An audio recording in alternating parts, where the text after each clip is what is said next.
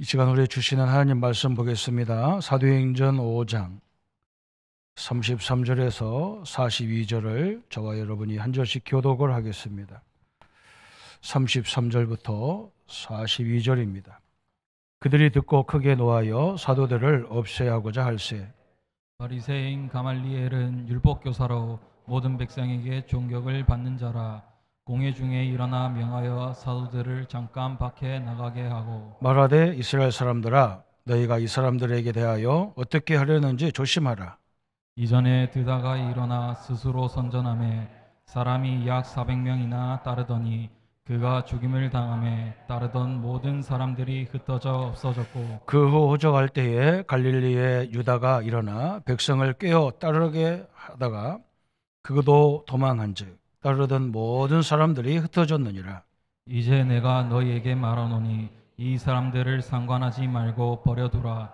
이 사상과 이 소행이 사람으로다 났으며 무너질 것이요 만일 하나님께로 났으면 너희가 그들을 무너뜨릴 수 없겠고 도리어 하나님을 대적하는 자가 될까 하노라 하니 그들이 옳게 여겨 사도들을 불러들여 책짓질하며 예수의 이름으로 말하는 것을 금하고 놓으니 사도들은 그 이름을 위하여 능력받는 일에 합당한 자로 여기심을 기뻐하면서 공회 앞에 떠나니라. 그들이 날마다 성전에 있든지 집에 집에 있든지 예수는 그리스도라 그리스도라고 가르치기와 전도하기를 그치지 아니하니라. 아멘. 아멘. 이렇게 환영해 주셔서 너무나 감사합니다. 우리 이은솔 렘넌트가 독일에 오게 되면서 창원 믿음의 교회와 또 연결이 됐습니다. 또 저 역시 대학생 때 우리 조성구 목사님께서 신학원에 강사로 오셔서 말씀으로 양육해 주시고 큰 배움을 배웠었습니다.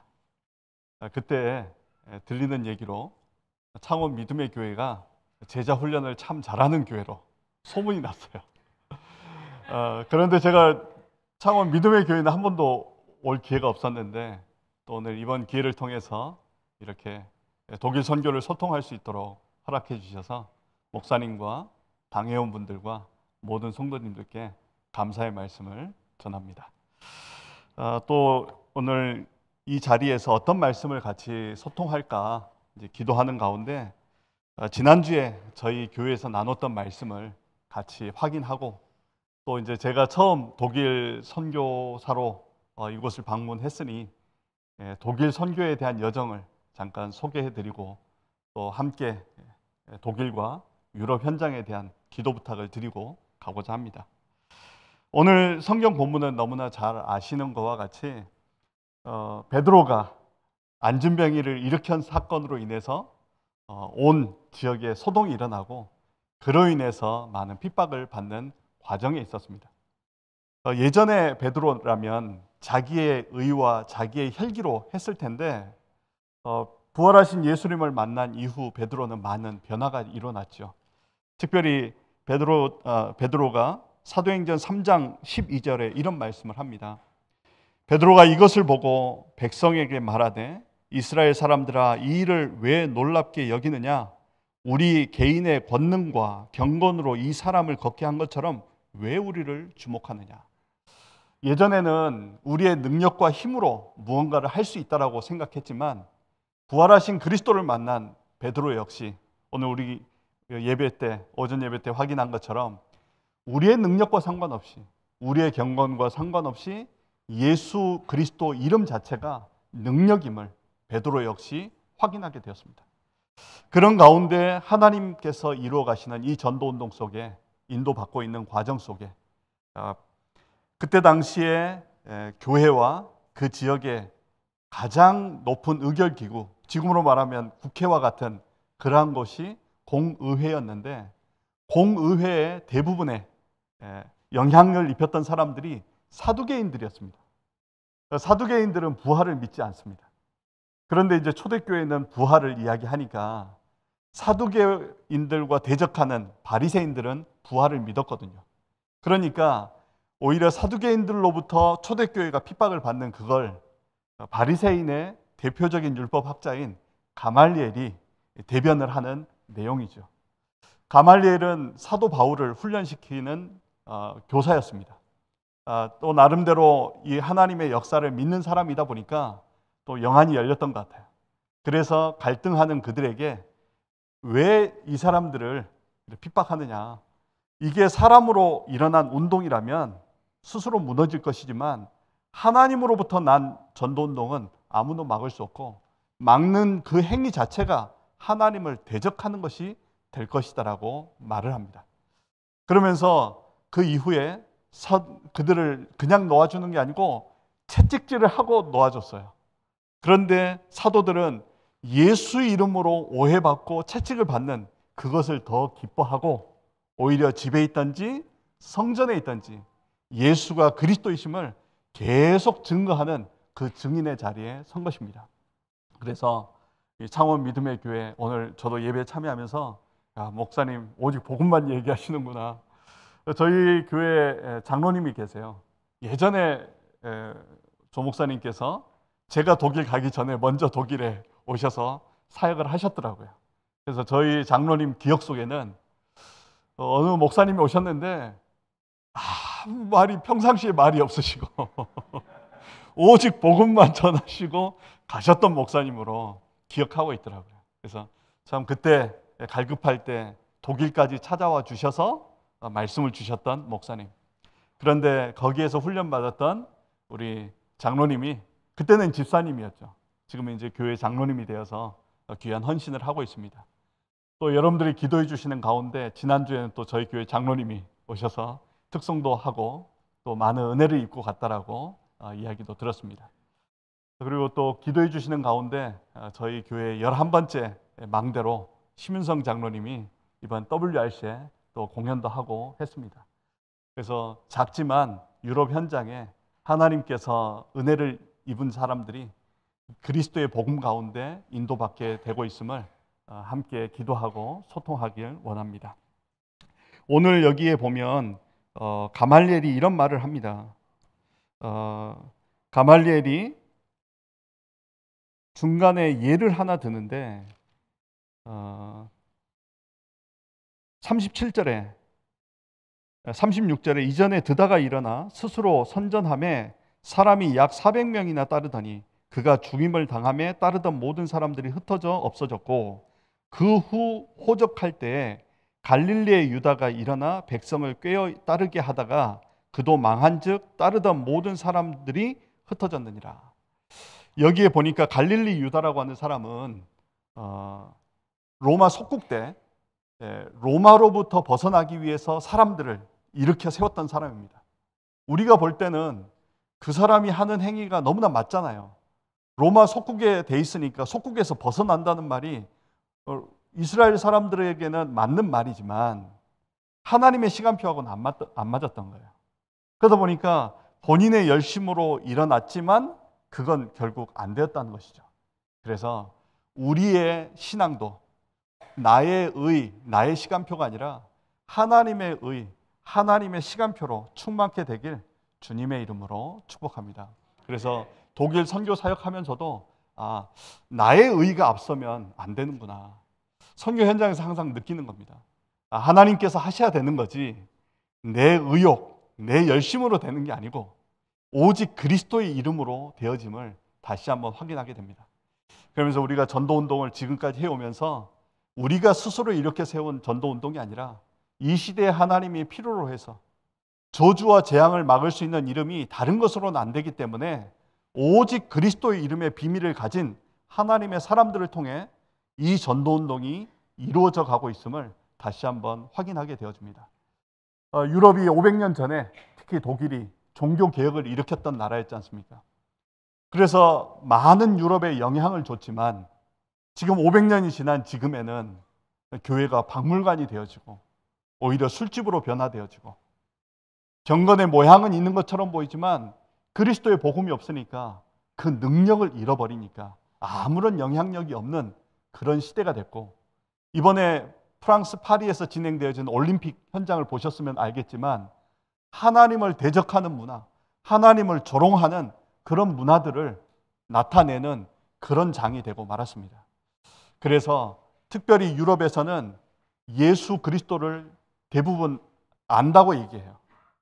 왜냐하면 예수 그리스도를 여러 종교 중에 하나로 알고 있는 거지 우리와 같이 오직 그리스도여만 된다라고 믿질 않습니다.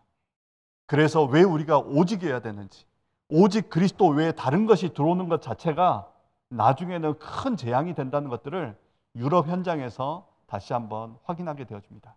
그래서 오늘 오직 그리스도의 언약을 붙잡은 여러분과 독일 선교에 대한 부분들을 나눌 수 있어 감사합니다. 독일 선교 여정을 잠깐 소개해드리고 독일 교도 조목을 전달하고 마무리하고자 합니다.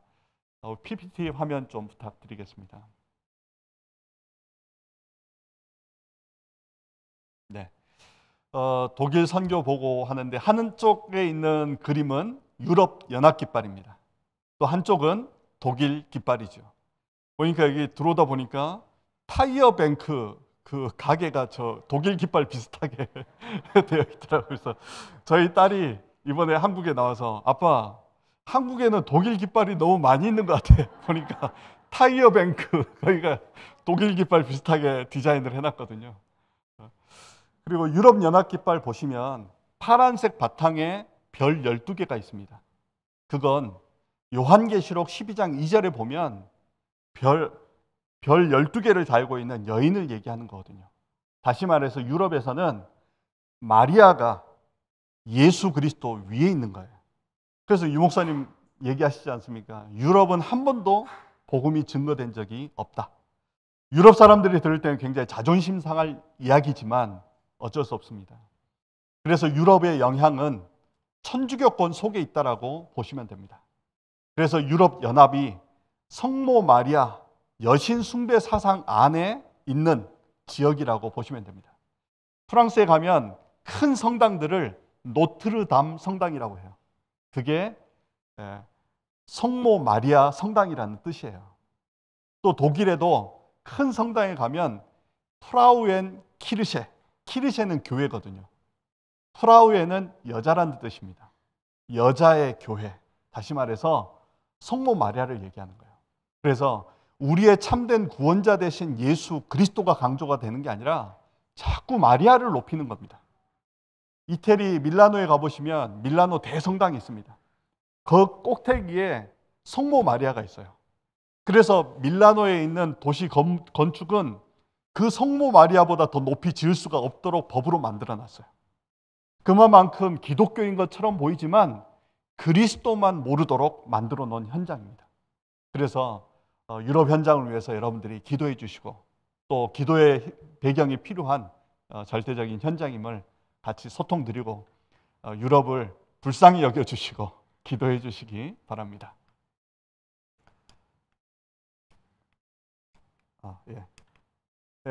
독일은 서유럽과 동유럽 중앙에 있습니다.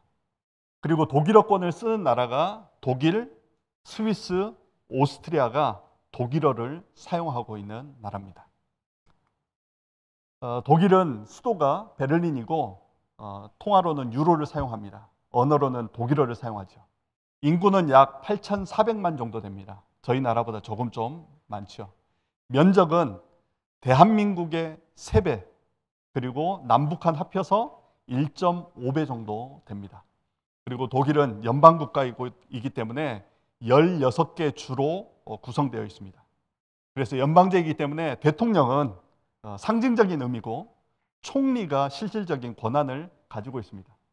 지금의 대통령에 앞서 있었던 대통령은 목사님이셨어요. 그래서 독일에서의 목회자의 위치는 대통령 수준입니다. 물론 이제 정치적인 자리이기 때문에 그렇죠. 그 가운데 저희 나라 교민은 약 한 5만 명 정도. 그러니까 8,400만 가운데 5만 명이면 매우 소수 민족이죠. 그런 가운데 우리가 독일 선교하러 들어간 겁니다. 절대 불가능한 속에 시작된 선교라고 보시면 됩니다. 그래서 처음에 갔을 때만 해도 대한민국을 잘 몰라요. 북한은 아는데 한국은 잘 모르더라고요. 그런데 최근에 하나님께서 선교를 위해서 많이 축복하셔서 K-팝 문화라든지 K-팝 음식이라든지 케이팝 음악이라든지 이런 것들이 많이 보급이 돼서 선교할 수 있는 시간표가 우리에게 주어졌다라고 봅니다. 제가 독일을 처음에 가게 된 계기는 독일 선교사로 가게 된 게 아니라 제가 서울에서 동작구에 있는 교회를 섬기면서 지역에 있는 교회로서 지역에 있는 대학 사역을 담당했기 때문에 교회 안에 대학 청년을 담당하고 있으니까 당연히 지역에 있는 대학을 갈 수밖에 없었지 않습니까? 그래서 그 대학의 현장에 가게 됐는데 그 대학교가 이제 숭실대학교라고 하는 대학이었습니다. 그 대학에서 독일인 교수를 만나게 됐어요. 거기에서 이제 예배가 되어졌고 거기서 이제 다락방이 시작이 된 거죠. 그때만 해도 제가 저 독일 교수님을 만났을 때는 숭실대학교 복음화를 위한 문이라고 생각을 했었어요. 그리고 저는 그때 동남아 선교를 했었기 때문에 주로 필리핀, 말레이시아, 싱가포르 이쪽 지역을 사역을 했었습니다. 그러다 보니까 제가 동남아 선교를 나가게 되면 저 대신에 다른 사람을 보내고 사역을 나가니까 어느 날 이 교수님이 저한테 그런 질문을 하는 거예요. 왜 목사님은 시급한 유럽은 선교 안 하시고 동남아만 가시냐고 질문을 하시더라고요. 제 얼굴 생김새가 좀 동남아 쪽에 맞기 때문에 동남아 쪽으로 생각했고 유럽은 이미 복음이 증거된 그런 현장이기 때문에 선교지라고 생각하지 못했습니다. 그런데 지금 독일이 너무 심각한 현장이라는 거예요. 많은 사람들이 예전 같지가 않고 선교가 필요한 나라가 됐다라고 얘기를 하더라고요. 그래도 그렇게 저는 독일이 그렇게 마음 담아지진 않았어요. 그러니까 한국 사람 특징이 그냥 예의상 기회가 되면 한번 가겠습니다 이렇게 인사하잖아요.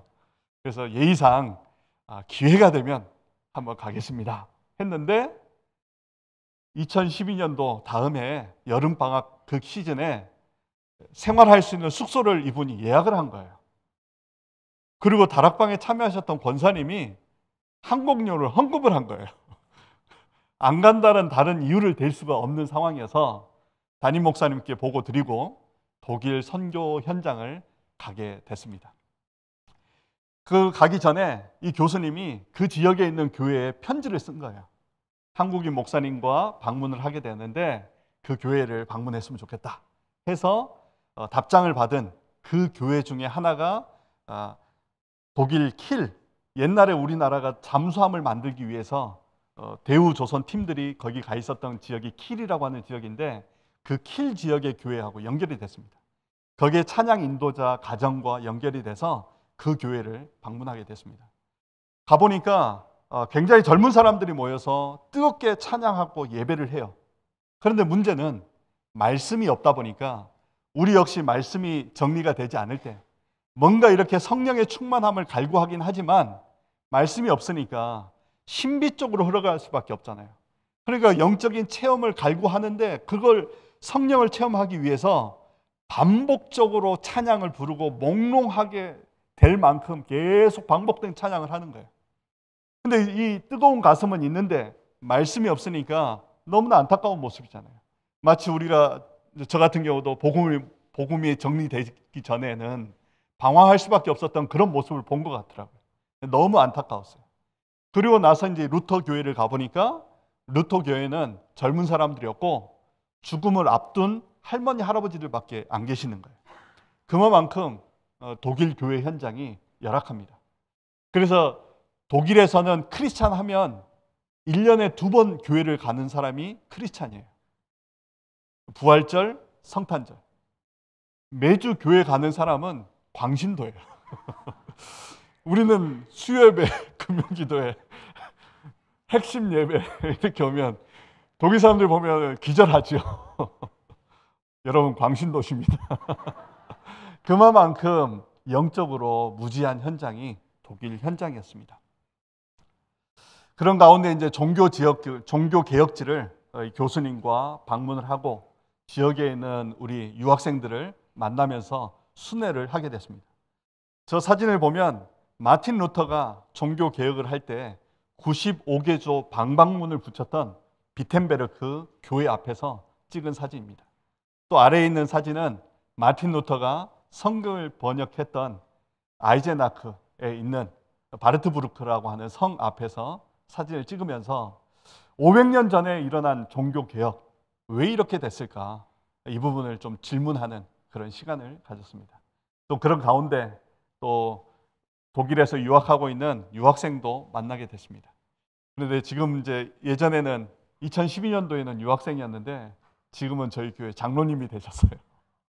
그래서 유학생들이 그냥 지나가는 게 아니라 거기에서 준비돼서 지역을 살릴 일꾼들로 서가고 있다는 것들을 보면서 유학생들이 굉장히 중요하다라는 언약도 붙잡게 됐습니다.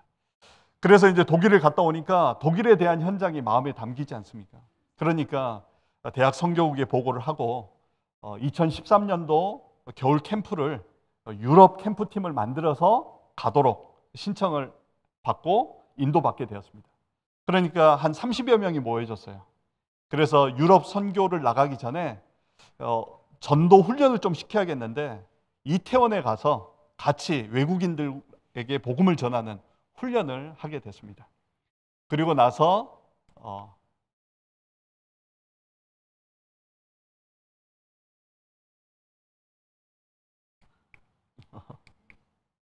네. 그리고 나서 이제 아까 찬양팀 리더들 만났던 등대 교회를 방문해서 함께 찬양 예배를 드리게 됐습니다. 그리고 그 저희를 안내했던 그 교수님이 연결시켜준 학교도 방문해서 한국도 소개하고 독일에 대한 현장에 대한 것들을 함께 교류하는 시간도 갖게 되었습니다.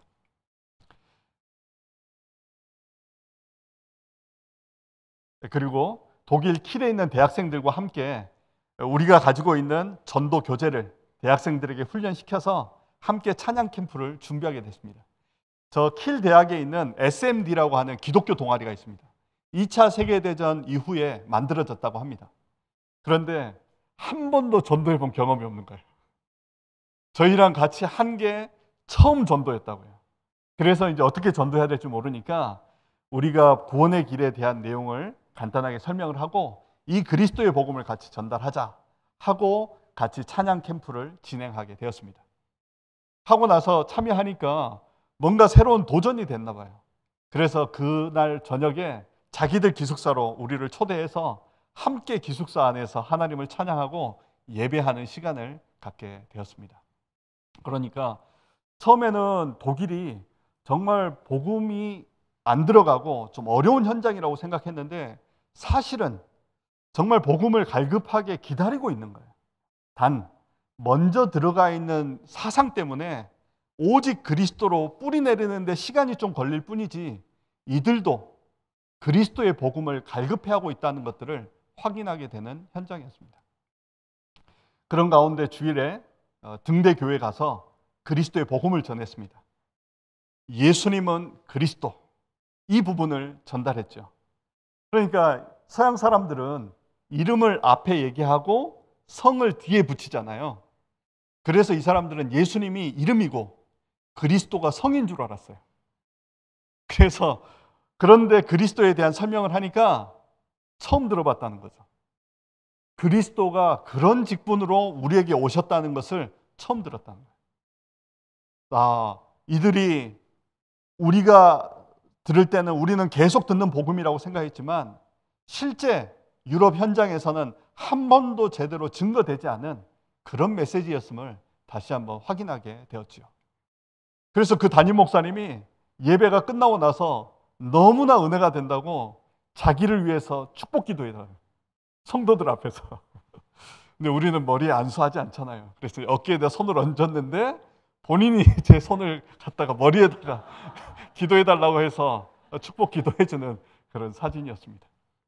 그만큼 500년 전의 종교개혁 또 이 종교개혁을 통해서 생명을 걸고 싸울 만큼 너무 중요한 복음운동이 일어났던 곳이었지만 오직이라고 하는 것을 놓친 순간 다른 것으로 가득 차니까 교회 자체가 힘을 잃어버린 그런 현장임을 다시 한번 확인했습니다.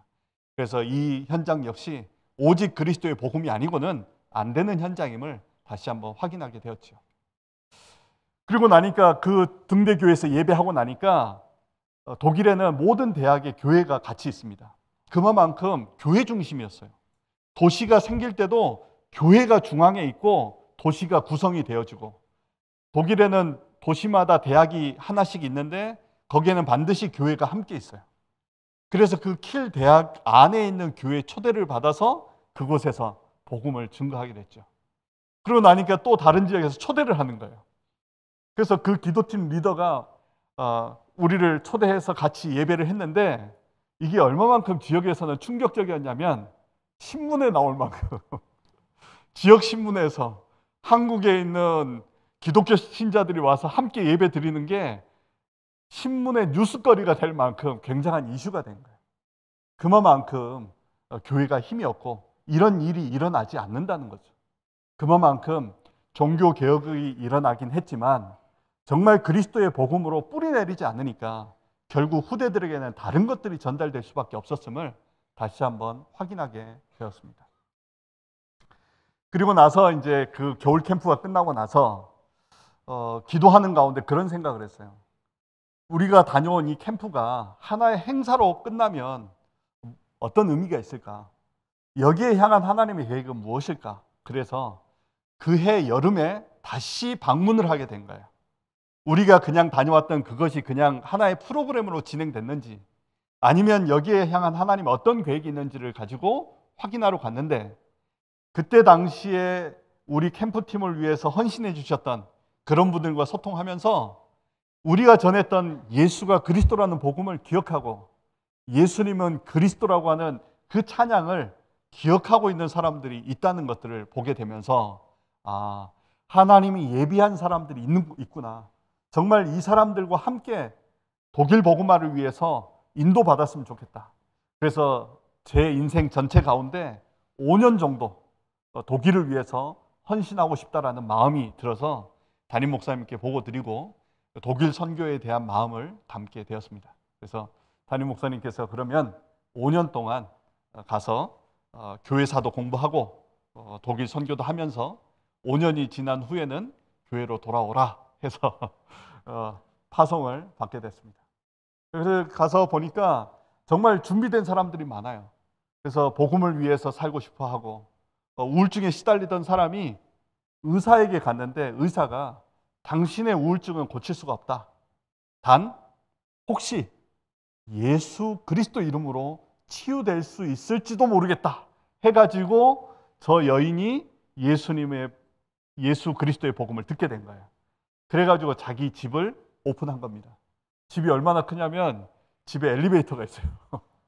그리고 저 응접실이 사랑방 같은 집의 한 부분인 거예요. 그래서 많은 걸 가지고 있지만 가지고 있는 것 세상 것으로는 채워지지 않는 영적인 게 있다는 것들을 다시 한번 확인하게 되는 현장이었습니다.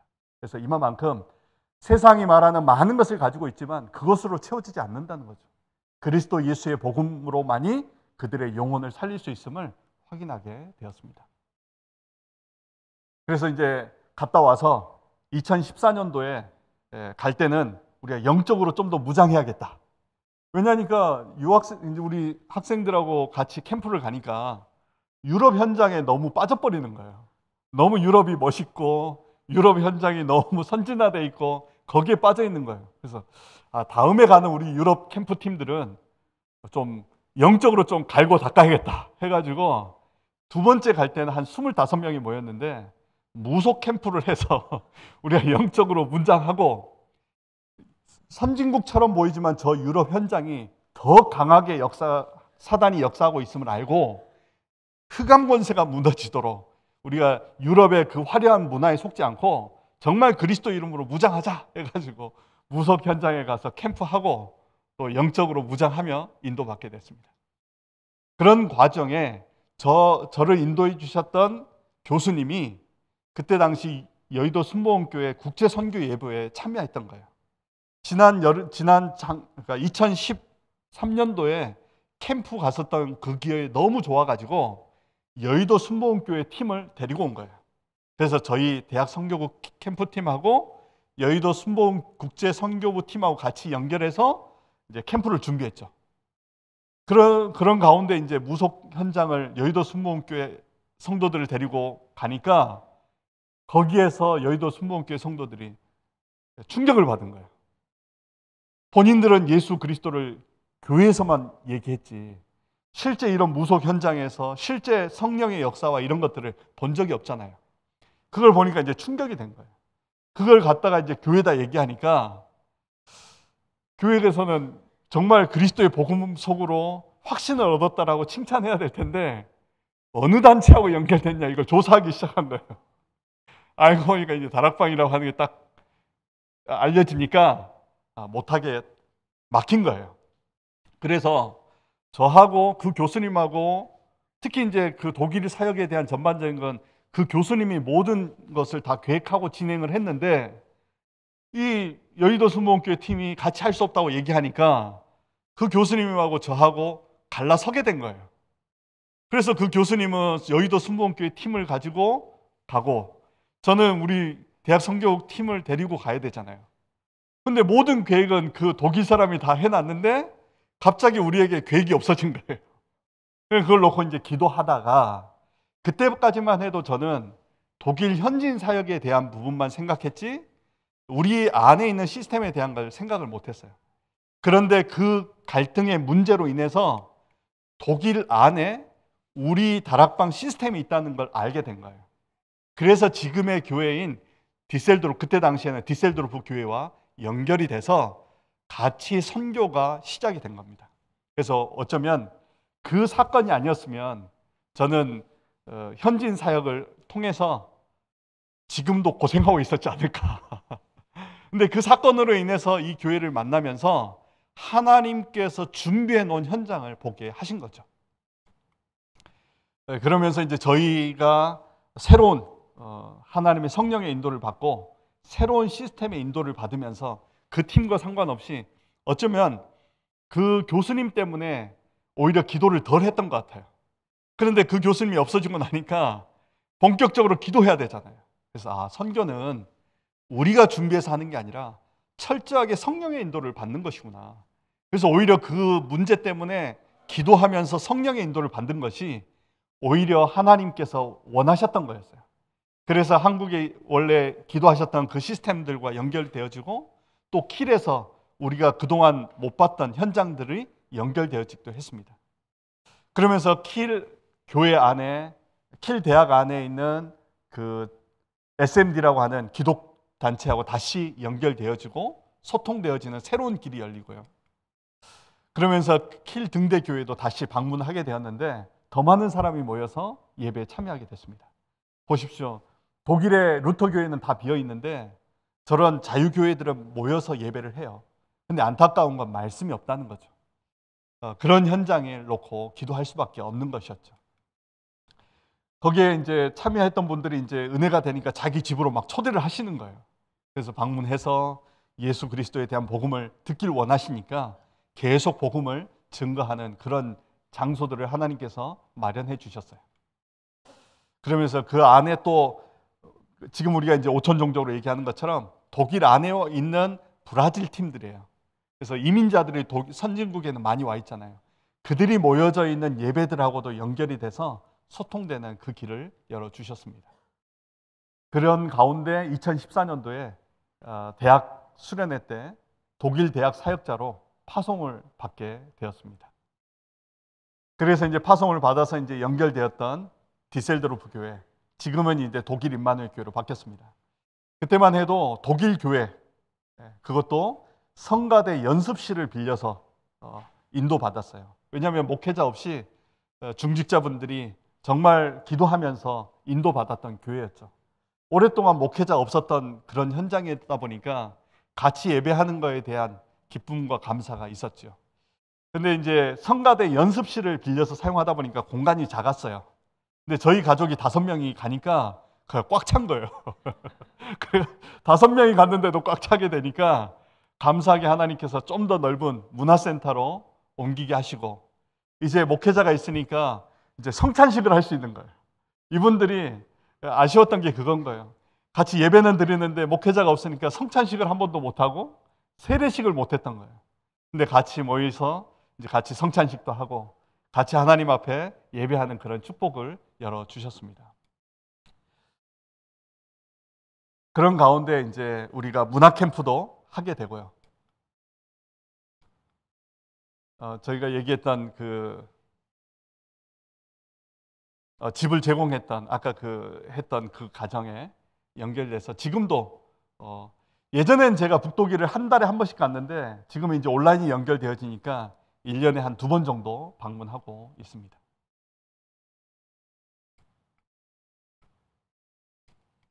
네. 그리고 나서 이제 선교사가 가니까 독일 안에 흩어져 있었던 성도님들이 함께 모여서 수련회도 할 수 있는 그런 은혜가 있습니다. 참 감사한 건 독일은 그동안 유럽 전도 집회를 통해서 많은 목사님들이 오셔서 기도를 해 주셨던 현장이어서 그런지 곳곳에 많지는 않지만 한두 명씩 흩어져서 예배하고 인도받았던 현장이기도 합니다. 그러다 보니까 수련회도 함께 모여서 인도받게 되었죠. 네. 그러면서 이제 제가 처음 시작한 게 거기에서 자라는 1.5세, 2세 아이들이 있는데 독일어 성경을 볼 기회가 없었던 거예요. 왜냐하면 메시지를 다 한국어로만 들으니까 독일어 성경을 볼 기회가 없는 거예요. 그런데 제 눈에는 아까 얘기했던 그 독일 킬 지역의 현지인들이 기다리고 있으니까 지금에 있는 이 1.5세, 2세들이 훈련되어지면 그 현지인들을 살릴 수 있다는 그 눈을 하나님 열어주셔서 통번역 팀을 시작하게 된 겁니다. 그래서 통번역 팀을 통해서 구원의 길 그리고 복음 편지를 번역하고 그걸 준비해서 현지인들에게 전달하기 시작했습니다. 네.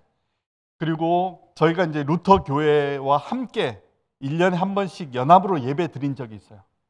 제가 보면 이제 제가 설교를 20분 하고 루터 교회 목사님이 20분 설교를 하는 그런 우리가 추수감사 예배를 드렸습니다. 이 사람들은 1년에 2번 교회 오지만 오게 되면 굉장히 좀 뭐라 그럴까 교회에 대한 이렇게 디자인을 굉장히 잘해요. 보면 추수감사 되게 예쁘게 이렇게 디자인해 놨죠. 그래서 복음에 대한 내용은 없는데 저런 걸 잘해요. 그러면서 이제 그 루터교 목사님이 20분 설교하고 제가 이제 설교를 하잖아요. 근데 루터교는 좀 참고하실 것이 정부로부터 월급을 받아요, 목사님이. 어떻게 보면 공무원인 거죠. 그러니까 공무원이다 보니까 세상에 이슈가 될 만한 설교를 하면 안 되는 거예요.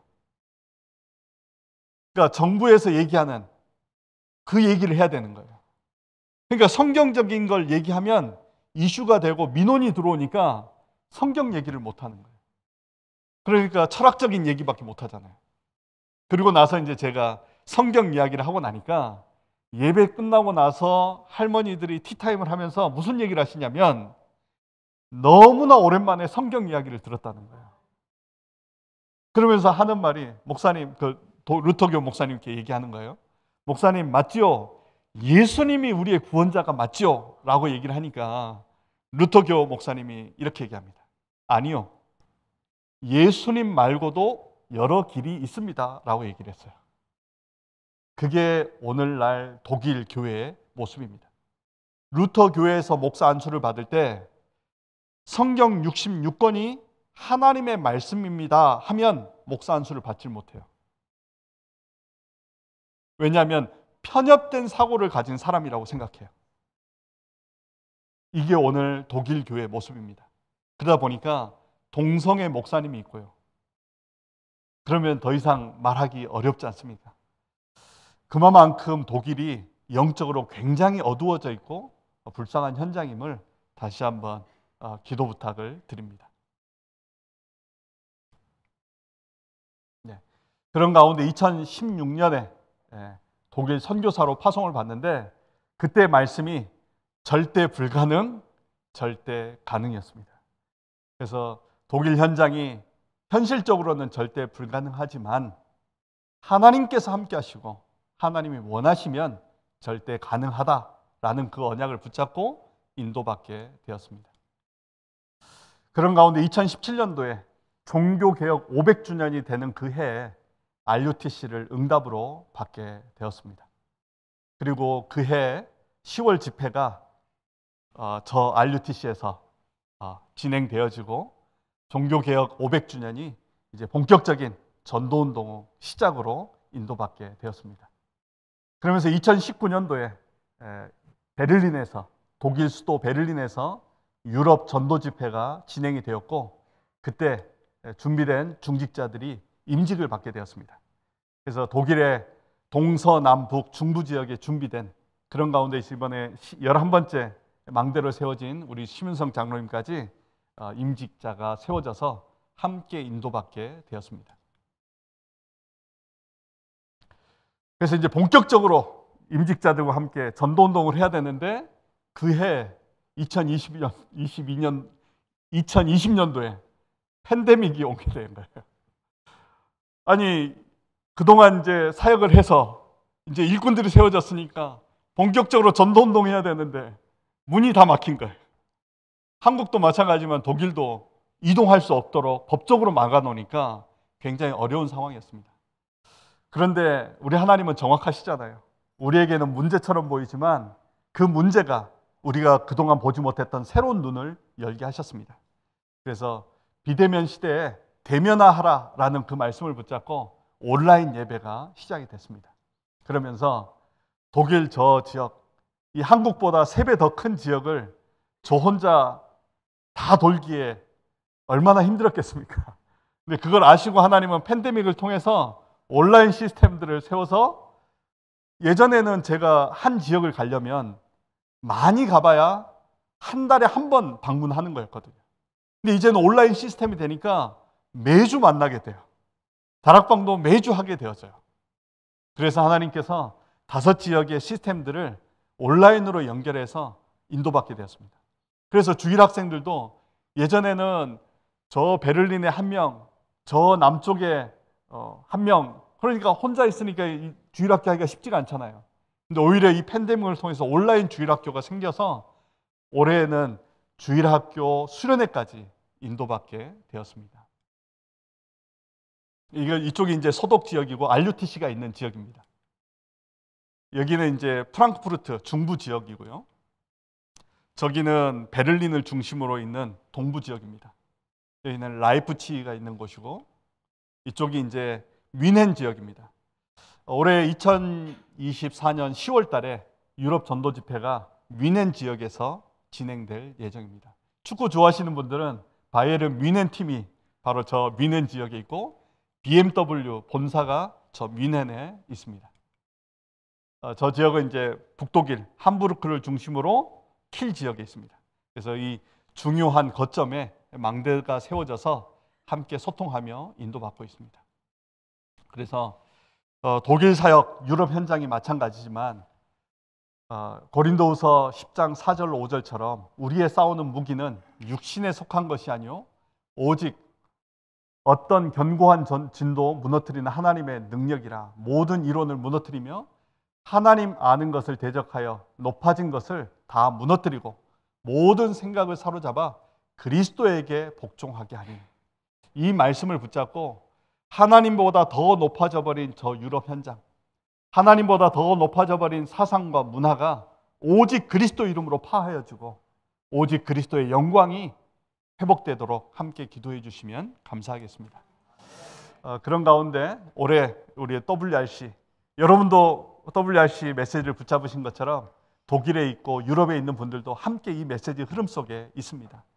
그래서 나를 살리는 힘, 현장을 살리는 힘, 세상을 살리는 이 힘을 가지고 특별히 예수님께서 우리에게 가르쳐 주신 7망대 여정 이정표를 기도의 행복 24, 기도 능력 25, 기도 완성 영원히 실제 우리의 삶 속에서 실천되어지고, 여러분도 시공간을 초월해서 기도해 주시고 저희도 시공간을 초월한 이 은혜 속에 창원 믿음의 교회를 위해서 함께 기도하겠습니다. 그래서 우리의 모든 생각을 기도로, 호흡을 능력으로 바꾸는 이 응답을 함께 누리길 원합니다.